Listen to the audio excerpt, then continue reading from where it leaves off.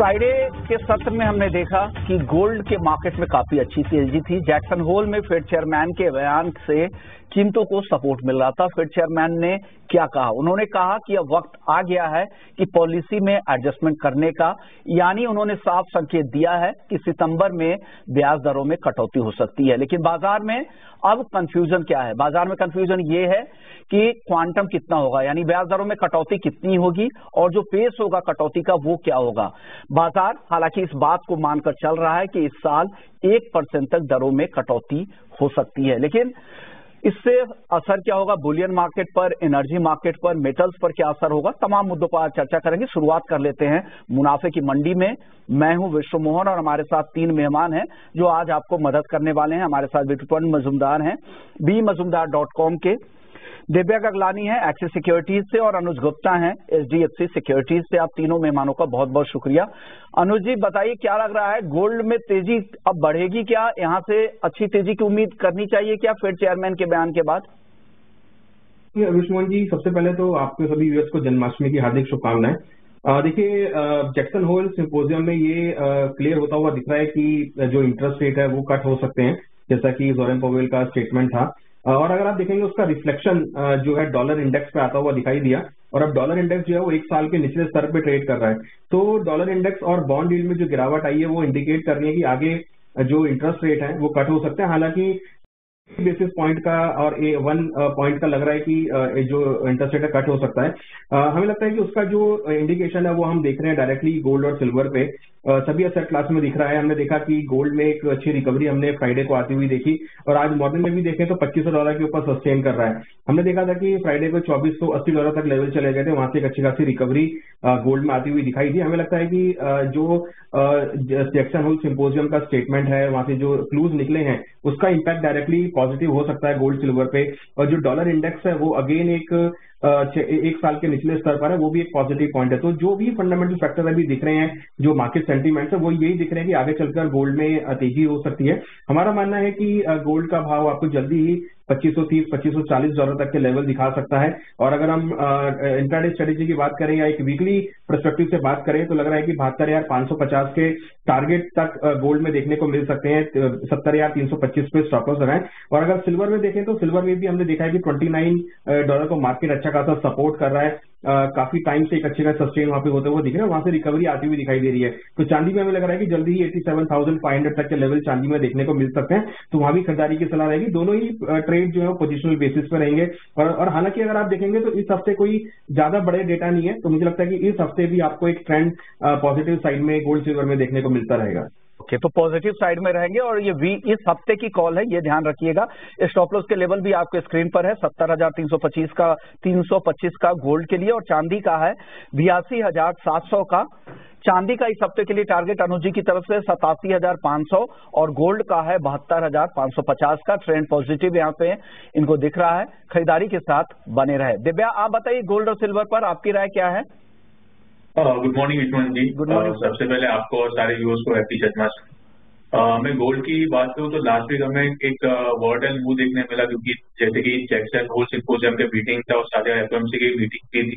तो ओवरऑल जो नतीजा निकल के आया कि नेक्स्ट मंथ है जो रेट का जो प्रोबेबिलिटी है वो काफी ज्यादा हाई हो गया है, तो उसके वजह से हमें फ्राइडे के सेशन में अच्छी खासी रैली देखने मिली। और डॉलर इंडेक्स की स्थिति में बात करूं तो लास्ट वीक ऑलमोस्ट सबसे खराब हफ्ता रहा उसका सिंस नवंबर 2023, ऑलमोस्ट 1.6% डाउन था। तो एक फंडामेंटली देखें तो गोल्ड के लिए एक पॉजिटिव न्यूज है। और साथ ही जैसे कि हमने देखा कि ये वीकेंड में हिजबुल्लाह ने अटैक किया इसराइल पे, तो जियोपॉलिटिकल टेंशन भी लगे हुए हैं, तो दोनों के दोनों फैक्टर्स जो है प्राइसेस के लिए एज ऑफ नाउ पॉजिटिव है। तो ये वीक के लिए मतलब कोई भी करेक्शन आता है गोल्ड के अंदर तो हम बाहर डिप्स करके चले। इंट्राडे में 71,000 का लेवल अगर ये लेवल आता है तो हम बाय करके चले। स्टॉप लॉस हम 71,300 का रखे और टारगेट ऊपर में 71,800 का मेंटेन करके चले। चांदी की मैं बात करूँ तो चांदी में भी हमें लास्ट वीक अच्छी एक रिकवरी देखने मिली। ऑलमोस्ट लास्ट 2 हफ्ते से बात करूँ तो पॉजिटिव ग्रोथ देखने मिला चांदी के अंदर। प्राइस ऑलमोस्ट 3% ऊपर थे स्पॉट के अंदर। अगर मैं जैसे कि रेट कट की बात करूँ तो ऑलमोस्ट 100 बेसिस पॉइंट का एक्सपेक्टेशन है 3 मीटिंग में। अगर ये चीज होती है तो चांदी में भी हमें और रिकवरी देखने मिल सकती है।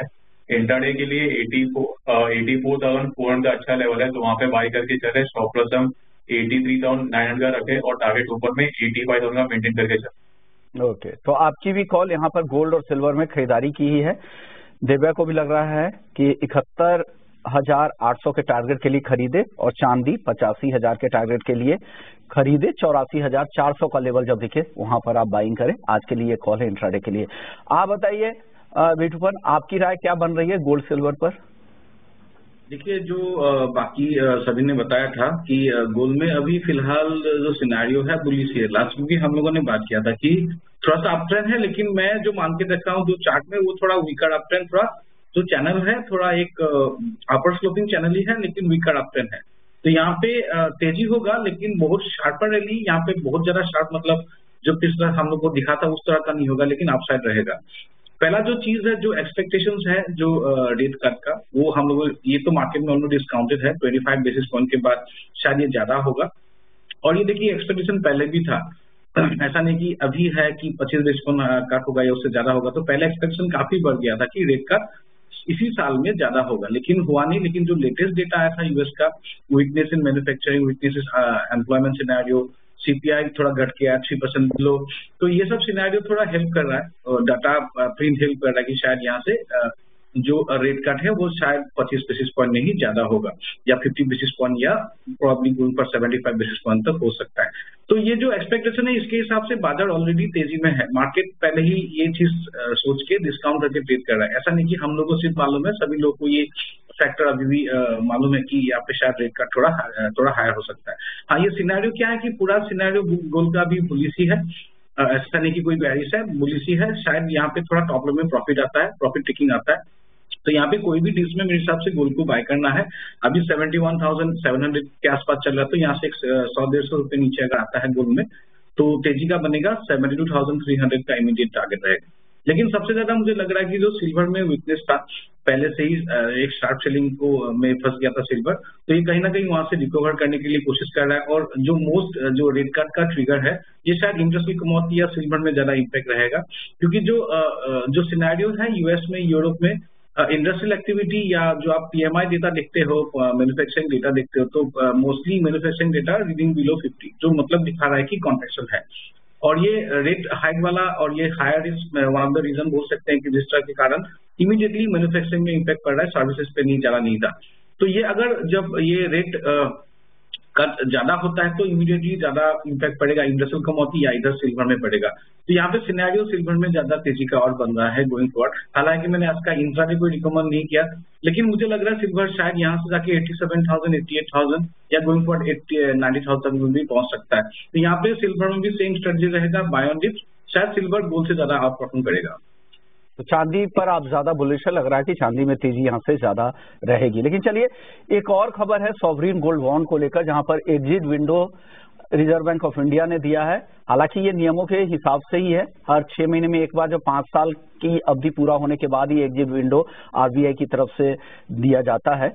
और इशू के 5 साल के बाद सभी इशू से एग्जिट का मौका यहाँ पर मिलता है। हालांकि जो मैच्योरिटी पीरियड होता है, जहाँ पर आपको टैक्स फ्री आप यहाँ पर रिटर्न ले जा सकते हैं, तो 8 साल का मैच्योरिटी पीरियड होता है। लेकिन 5 साल के बाद वो एग्जिट विंडो भी आरबीआई की तरफ से दिया जाता है। अक्टूबर 2024 से मार्च 2025 के दौरान ये एग्जिट का मौका आपके लिए होगा। और सॉवरिन गोल्ड बॉन्ड के 30 सीरीज के लिए ये एग्जिट विंडो खोला गया है। मई 2017 से मार्च 2020 के बीच जो भी सॉवरिन गोल्ड बॉन्ड जारी किए गए थे, उनके प्री मैच्योर रिडम्पशन का ये आरबीआई की तरफ से ऐलान कर दिया है।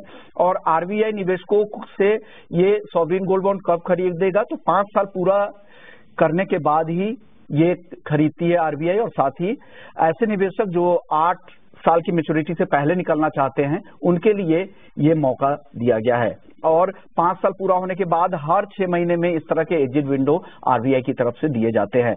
आरबीआई, अब सवाल उठता है कि आरबीआई क्यों एसजीबी बाई कर रहा है, तो इस पर सवाल ये है कि बॉन्ड जारी करते समय जो नियम शर्त है उसके अनुरूप ही ये खरीदारी की जाती है, तो ये कुछ अलग नियम नहीं है। अब सवाल है कि निवेशकों के लिए आरबीआई को एसजीबी बेचना क्या अनिवार्य है? क्या उन्हें, अगर आपके पास गोल्ड बॉन्ड है तो क्या आपको बेचना चाहिए? तो इस इसका जवाब ये है कि बॉन्ड सरेंडर की आपके पास बाध्यता नहीं है, आपके पास बेचना मजबूरी नहीं है, आपकी इच्छा पे स्वेच्छा से आप चाहे तो आप यहाँ से निकल सकते हैं या फिर 8 साल की मैच्योरिटी तक होल्ड कर सकते हैं। एसजीएफ निवेशकों को लेकिन करना क्या चाहिए, तो इस पर मैंने सवाल जो फाइनेंशियल एक्सपर्ट्स हैं उनसे पूछा था, तो उन्होंने यही कहा कि सोने में आगे भी तेजी की उम्मीद है, हमारे एक्सपर्ट्स भी कह रहे हैं, तो आप चाहें तो 8 साल तक होल्ड करें, आपको और भी बेहतर रिटर्न मिल सकता है। और इससे अच्छा होगा कि रिस्की एसेट्स जो ऑलरेडी लाइफ टाइम हाई के आसपास है वहां पर लगाने से अच्छा आप एसजीबी यानी सॉवरिन गोल्ड बॉन्ड में बने रहें। आखिरी 2 सवाल ये है कि एसजीबी में निवेशकों का पैसा कितना बना है अब तक 4 बॉन्ड ने 8 साल की अवधि को पूरा किया है और 2015 में पहली बार ये बॉन्ड आया था और निवेशकों को औसतन करीब 11% का सालाना रिटर्न मिला है और मैच्योरिटी तक होल्ड करने पर ये रिटर्न टैक्स फ्री भी रहता है और इसके ऊपर से आपको सालाना 2.5% का ब्याज भी दिया जाता है जो गोल्ड के किसी भी इंस्ट्रूमेंट में दुनिया में नहीं मिलता है। अब तक एसजीबी के कितने इशू आए हैं, तो पहला इशू नवंबर 2015 में आया था और अब तक 67 इशूज आ चुके हैं और पिछला इशू फरवरी 2024 में आया था। उसके बाद से अब तक कोई भी गोल्ड बॉन्ड का नया इशू नहीं आया था। तो ये गोल्ड बॉन्ड के इशूज से रिलेटेड जो एग्जिट विंडो मिला है उसकी पाठशाला थी। चलिए अब आगे बढ़ते हैं, अब बात कर लेते हैं क्रूड की, कच्चे तेल को लेकर अब क्या करना चाहिए। जिस तरह से खाड़ी देशों में तनाव बढ़ा है, क्या ये तेजी और बढ़ेगी कच्चे तेल की? अनुज जी आपके पास आ रहे हैं, आप बताइए कच्चे तेल की चाल आगे किस तरह की आपको दिख रही है? ये जो तेजी आई है क्रूड की, ये बनी रहेगी आगे?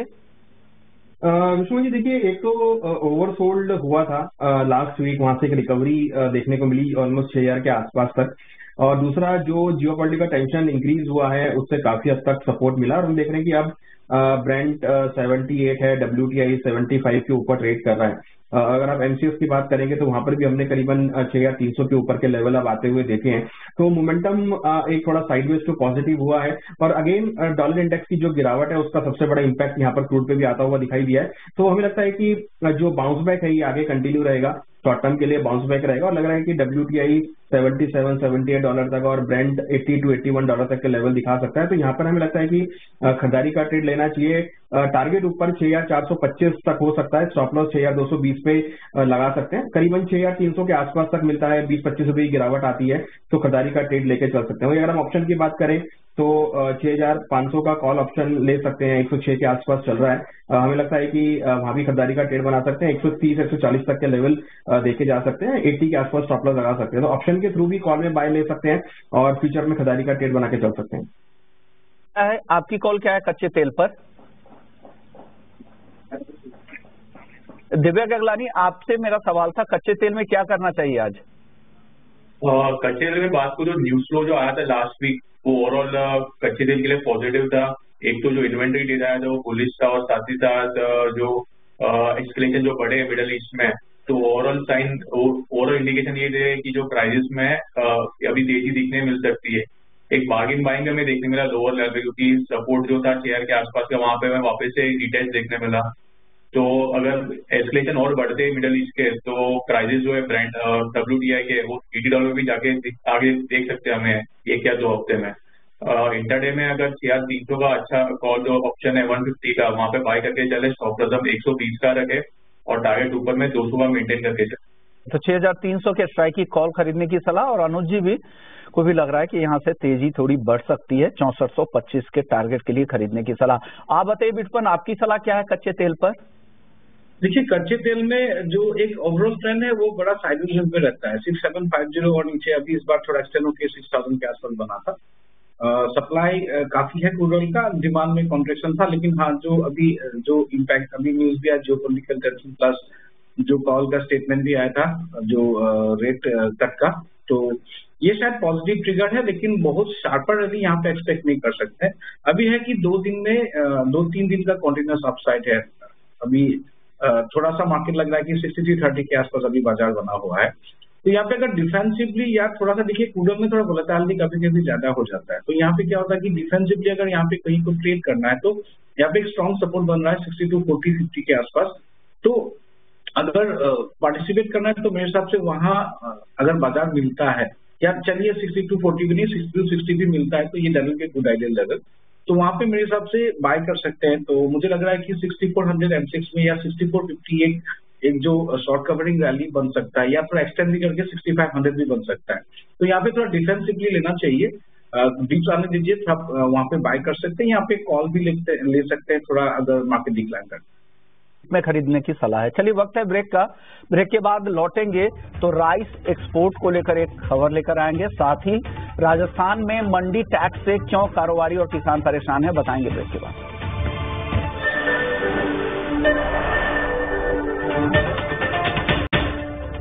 ब्रेक के बाद आपका स्वागत है। बात करते हैं बेस मेटल्स की, जहां पर एल्युमिनियम और जिंक में अच्छी तेजी दिख रही है। 234 रुपए 40 पैसे पे एल्युमिनियम और जिंक है 271 के ऊपर। कॉपर लेड में भी अब तेजी थोड़ी बढ़ी है, 190 के बेहद करीब अब लेड आ चुका है और कॉपर 814 रुपए 50 पैसे पर है। बिटूवन बताइए आपको क्या पसंद है मेटल्स में आज?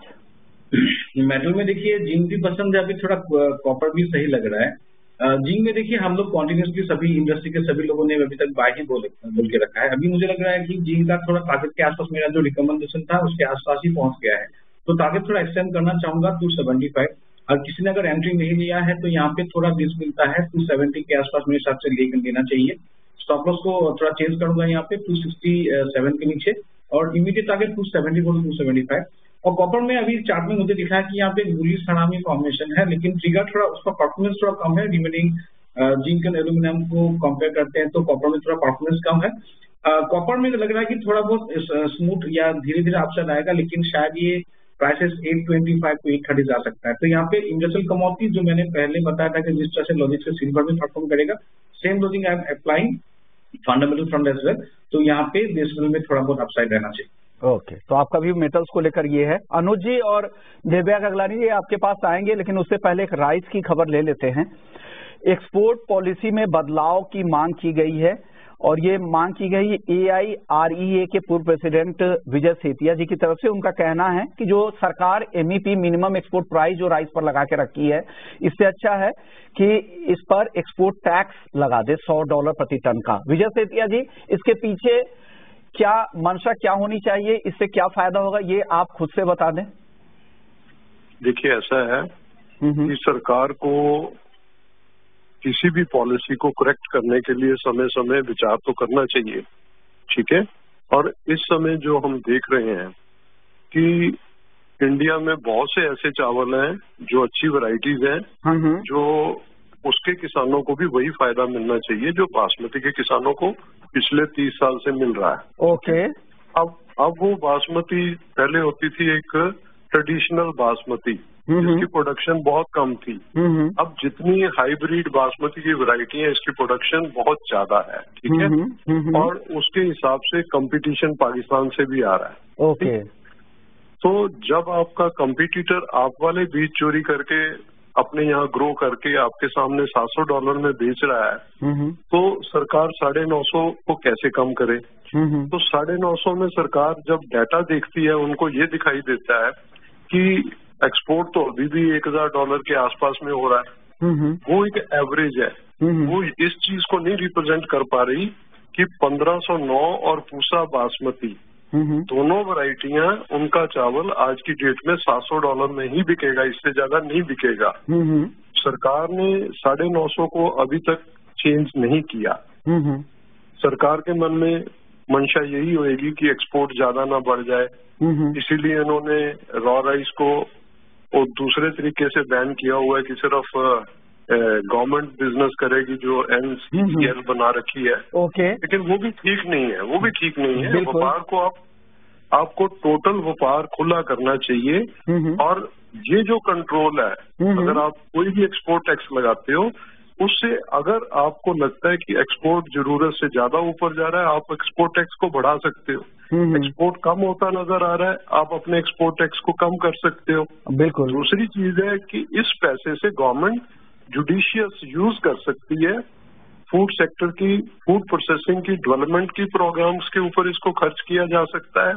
लॉजिस्टिक की कॉस्ट इतनी ज्यादा बढ़ चुकी है, उसके अंदर आप अपने एक्सपोर्टर को कोई रिलीफ दे सकते हो। मतलब गवर्नमेंट की दोनों तरफ से फायदा है। बिल्कुल सही बात है, क्योंकि एक तो आपको फायदा हो रहा है कि यहाँ पे कारोबारियों पर भी एक्स्ट्रा बोझ, जो एक्सपोर्टर्स है उन पर भी बोझ नहीं पड़ रहा है, और आप लोग बेहतर एक्सपोर्ट करते हैं तो किसानों को भी बेहतर भाव मिलेंगे, और आपका एक्सपोर्ट टैक्स के जरिए आपका भी रेवेन्यू बढ़ेगा, क्योंकि यहाँ पर इंपोर्टर जो खरीदार होंगे, विदेशी खरीदार, उनको यहाँ पर ये टैक्स देना पड़ेगा। और जरूरत पड़ी, आपको लग रहा है कि एक्सपोर्ट बहुत ज्यादा है तो एक्सपोर्ट टैक्स भी आप बढ़ा सकते हैं। शुक्रिया विजय जी, आपने वक्त निकाला हमारे लिए। चलिए एक और खबर है, राजस्थान में मंडी टैक्स को लेकर कारोबारी और किसान परेशान हैं। अब इस पर बातचीत करने के लिए हमारे साथ महावीर गुप्ता हैं, सीईओ हैं शरीफ फालूदी ट्रेडर्स को। लेकिन आप यहाँ पर महावीर जी रिप्रेजेंट कर रहे हैं राजस्थानी एसोसिएशन ऑफ स्पाइसेस को। आप लोग क्या मांग कर रहे हैं? राजस्थान में मंडी टैक्स बाकी राज्यों के मुकाबले इतना ज्यादा क्यों है सर? तो वही समझ में नहीं आता है, क्योंकि राजस्थान में मंडी टैक्स के साथ साथ कृषक कल्याण शुल्क जो कि कोरोना के समय लगाया था, वो दोनों ही अभी तक वसूला जा रहा है, और जो कि मध्य प्रदेश और गुजरात से काफी अधिक है। ओके। मतलब अगर गुजरात में सब कुछ मिला के 1.1% है और मध्य प्रदेश में 1% है, वो राजस्थान में 4.35% यानी 4.35% है। अब इस कारण से पूरा राजस्थान का जो माल है, क्योंकि किसान को एमपी और गुजरात में पैसा ज्यादा मिल रहा है। हाँ। धनिया की बात यहाँ कर रहे हैं स्पेशली। हाँ। तो पूरा धनिया यहाँ से डाइवर्ट होके और एमपी में बिकने जाता है। हाँ। और वहाँ की सरकार को राजस्व का फायदा हो रहा है, जीएसटी का फायदा हो रहा है, वहाँ के व्यापारियों को फायदा हो रहा है, जबकि राजस्थान इस मामले पर धनिया के व्यापार में पिछड़ता जा रहा है। लेकिन सर राजस्थान की सरकार इस बात को क्यों नहीं समझ पा रही है? क्या उन तक ये बात नहीं पहुँच पा रही है? पहुंचा दी है सर, कितनी बार पहुंचाई है, लेकिन क्या पता क्यों नहीं सुन रही, जबकि राजस्थान का धनिया बहुत ही गुणवत्ता में और निर्यात में भी नंबर 1 पे, मतलब उसको बाइंग करते हैं और सब जगह सराहा जाता है इसकी क्वालिटी को। लेकिन सरकार को, जबकि पूरा जीएसटी का नुकसान सरकार का है इसमें, क्योंकि जितना ही माल बाहर जाएगा उसका जीएसटी उसी राज्य को मिलेगा जहां वो बिकेगा। बिल्कुल सही बात है। हम ये सरकार से अपेक्षा करते हैं माननीय मुख्यमंत्री श्री भजनलाल जी से कि इसको कम करे। अच्छा, एक बात और कहना चाहूंगा, ये बहुत ही अजीब बात है कि राजस्थान में जीरा और धनिया 2 मसाले हैं। जीरे में टोटल 1% लगता है सब कुछ, और धनिया में 4.35% है। ओके, बिल्कुल सही बात है। शुक्रिया महावीर जी, ये एक अहम मुद्दा आपने उठाया कि मंडी टैक्स का, और खास करके ये जो मंडी टैक्स है जो 4.35% का, ये धनिया और मेथी को लेकर है, जहां पर इतने टैक्स से परेशान है और कारोबारी दूसरे राज्यों में जाके, किसान दूसरे राज्यों में माल जाकर बेच रहे हैं। इससे राजस्थान के में जीएसटी का तो नुकसान हो ही रहा है और वहां के किसानों को भी ट्रांसपोर्टेशन कॉस्ट ज्यादा देना पड़ता है। चलिए अनुज जी, छोटा जवाब दीजिए 10 सेकंड में। मेटल्स पर आपसे बातचीत नहीं हो पाई थी, आपको क्या पसंद आ रहा है मेटल्स में आज? देखिए, मेटल्स में कॉपर में एक अच्छी खासी रिकवरी देखने को मिली है। हमें लगता है कि कॉपर में जो सितंबर कॉन्ट्रैक्ट है, क्योंकि अगस्त तक एक्सपायर हो गया है, तो उसमें खरीदारी का ट्रेड लेना चाहिए। हमें लगता है कि 820-825 तक के टारगेट देखे जा सकते हैं। 814 का टारगेट अचीव हो चुका है, तो 820 और 825 तक के टारगेट हमें लगता है कि कॉपर में इस हफ्ते देखने को मिल सकते हैं। ओके दिव्या, आप भी 10 सेकंड में बता दीजिए मेटल पर आपकी टॉपिक। कॉपर में रहेगा, ओवरऑल ट्रेंड पॉजिटिव है। कॉपर इंट्राडे के लिए 807 के करीब बाई करके चले, स्टॉप लॉस हम 803 का रखे और टारगेट ऊपर में 812 का मेंटेन करके चले। ओके, शुक्रिया आप तीनों मेहमानों का, आप लोगों ने वक्त निकाला और हमारे ट्रेडर्स और निवेशकों को गाइड किया। चलिए, तो मुनाफे की मंडी को वही समेटते हैं, लेकिन इक्विटी मार्केट में जबरदस्त एक्शन है। 25,000 के ऊपर अब निफ्टी है। बैंक निफ्टी देखिए करीब 300 अंकों की मजबूती यहाँ दिख रही है। वायदा बाजार में क्या एक्शन है बताएंगे आपको ब्रेक के बाद।